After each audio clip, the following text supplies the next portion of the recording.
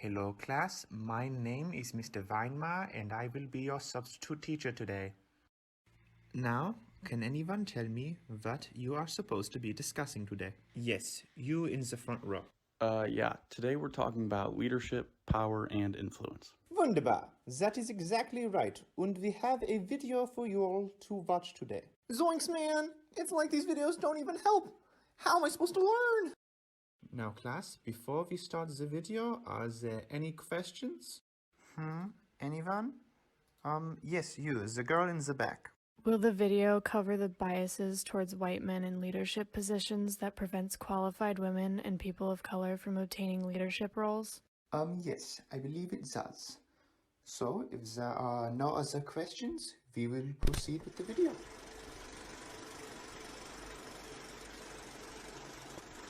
Leadership.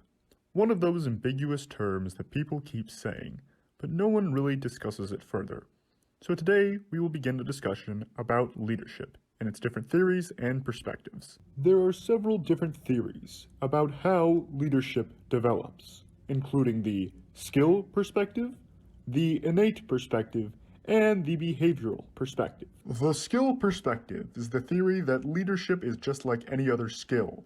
Just as a ballerina can practice relentlessly to become the best ballerina they can, so can any person practice the necessary leadership skills in order to become the best leader. The innate perspective is the idea that the skills necessary to be a leader are just things that someone is born with or they are not. This creates the idea of natural-born leaders, like this baby here, for example.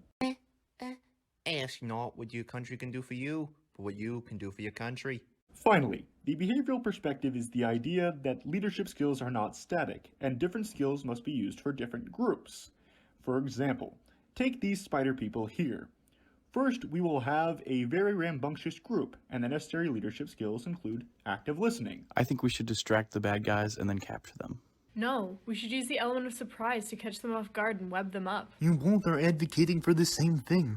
Why don't we just have one of you distract them, and while they're distracted, we have the other use the element of surprise to capture them? However, for a much different group who really don't have many ideas, you might need a more active, more extroverted leader. I don't know what we should do. I don't know either. Let's catch them off guard, hit them with the old thwip, and get out of there as soon as they're webbed up. Of course, when talking about leadership, one must also address power and influence, and the relationship between the two, which can be best illustrated as such. Power and influence is pretty simple. Think of it like this cord and this bottle. This cord, this end specifically, has the power to hit the bottle, but it's not using that power currently. But when it actually uses that power to hit the bottle, that's its influence. So here, the cord is power, but here,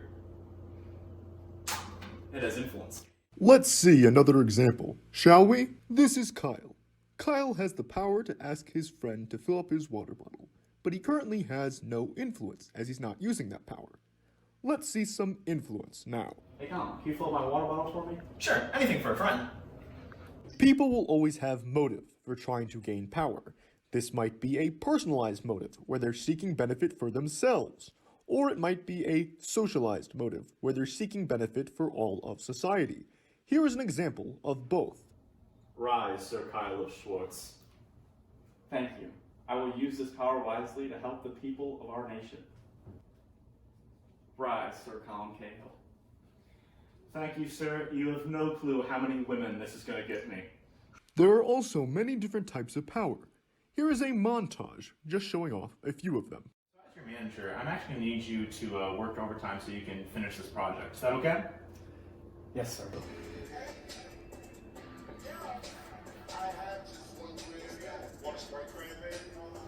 Well, if LeBron James says we need Sprite Cranberry, I guess we're going to drink Sprite Cranberry, right? Obviously.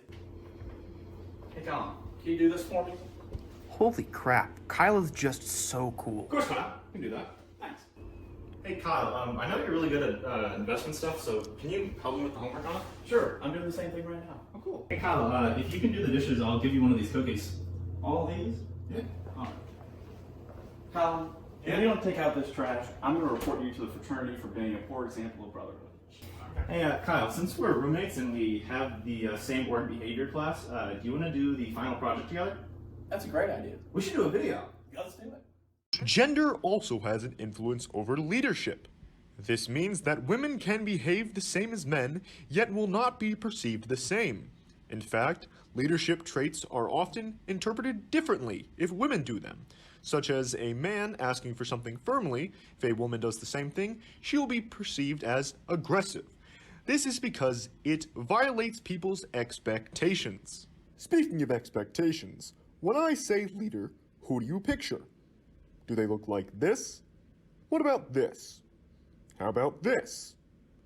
The reason why you have this idea of a leader in your head is because of implicit leadership theory and the idea of leadership prototypes, which is what a leader looks like to you. In fact, if people do not match this prototype you have in your head, they will be perceived more negatively. And this is one of the reasons why gender and leadership are interconnected. Let's see an example. Hey Colin, could you replace the light in your room? I have an interview today. She's so aggressive. Let's see another example. Life insurance policies have owners, insurers, and beneficiaries. He must be having an off day. So life insurance policies have three parties. The owner, insured, and the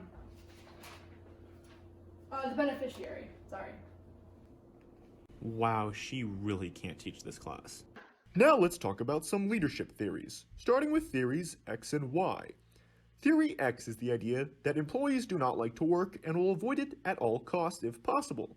Thus, management must place strict controls over the employees to ensure work is done. Theory Y, on the other hand, states that employees like to work and will accept their responsibilities, and thus management does not have to place as strict of controls on them. Here's Theory X. Hey, can you get that budget report for me? Of course. I'll be back in about 30 minutes, see how you're doing. Okay. Here's Theory Y. I think in the meeting we talked about how we need to automate our forecasting system. I got time. I think I'm gonna work on it. Now let's talk about some more leadership theories, starting with transformational leadership theory. This is the idea that a leader must work with employees to make change. Then we have the shared theory, which is the idea that multiple people can lead, not just one. Then we have the LMX theory, which is the idea that relationships between the team leader and team members help people grow or hold them back. I want to make sure you guys are feeling valued at this company. I want to know any and all input you may have. We'll discuss options and work together to improve. We started this company together, we run the company together. And now we are asking you, all possible investors, to help us continue our shared goal, to help better the world and better just the environment. Hey, Kyle, you did so well on the financials in that last project we worked on together, so can you tackle the financials again this time? Yeah, of course. Awesome. You're gonna do marketing. Now let's touch upon the final leadership theories, starting with the servant theory. This is the idea that the leader is supposed to focus on the needs of their followers in order to be the best leader possible. Then we have the authentic leadership theory. This is the idea that the legitimacy of their leadership is built on honesty and authenticity. And finally, we have the path-goal theory of leadership, which is the idea that leaders must change their behavior depending on their environment and what employee they are working with. So I know this is a fairly difficult topic, and I'm here as a teacher to serve you and make sure that you understand the topic. So on the test, you'll be able to use a full page of notes, because I just want to make sure you understand how to actually use the material and you aren't just memorizing everything, all the formulas just for the test. So you can use a sheet of notes. And if you need anything, I am here for you. I'm going to be really direct with you. I have this project and I need it done by Friday.